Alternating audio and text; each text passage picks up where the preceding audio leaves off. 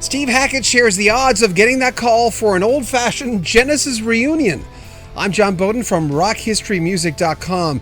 The guitarist shared with us what he thought the chances were of getting a call, all about getting him, Phil Collins, Peter Gabriel, Mike Rutherford, and Tony Banks in the room to record and or go on a tour. I'm up for it, but I doubt that I'm ever going to get the call. I don't think that's ever going to be on offer. To turn the clock back and to distribute, the power evenly between everyone, which is, I know, everyone's dream. It isn't going to happen. That's the audience's dream. But we have what we have from the past, and we have what we have, from the individuals individually. So, yeah, it's hardly likely to happen. In 1979, I was 19 years old, just around the time he released his third solo album, Spectral Mornings. It was May 79, and I was hungry for anything Genesis. It came out 5 months before Tony Banks' first solo project, A Curious Feeling, 10 months before Smallcreeps Day, that delicious album from Mike Rutherford, which, yes, like Tony Banks, was his debut. Phil Collins would not release his debut album, Face Value, until 1981, and Peter Gabriel was working on his third self-titled album, nicknamed Melt, to be released in May 1980.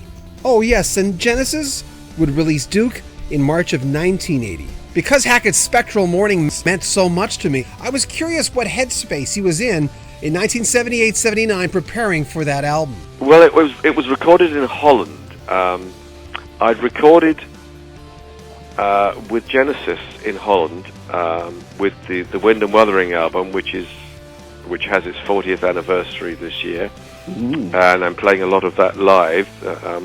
But there was something about the very relaxed, creative atmosphere of Holland.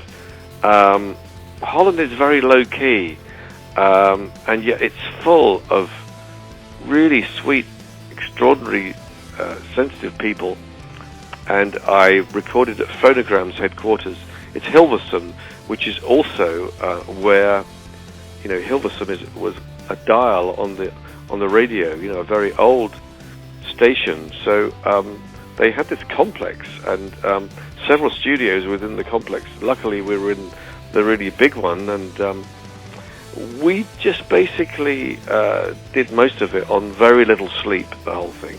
We just drove ourselves into the ground, as young guys will do, and I could hardly stand up by the end of it, but I knew that we'd achieved something which you can set up all the same conditions, you can go at it with the same energy, but I felt there was something very special that happened with that band at that point, having just done a very successful tour of sellouts everywhere, and realizing that there was an audience that were as hungry for this as I was a hungry listener for the Beatles back in the days. Couldn't wait for their next album each time, and it seemed like there was that level of enthusiasm coming back from crowds. Steve Hackett's brand new album, The Night Siren, is out, and he's also touring, tipping the hat to 1976's Genesis classic, which he was part of, Wind and Wuthering.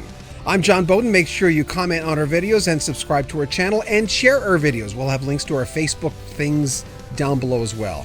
Take good care of yourself. This is Rock History Music.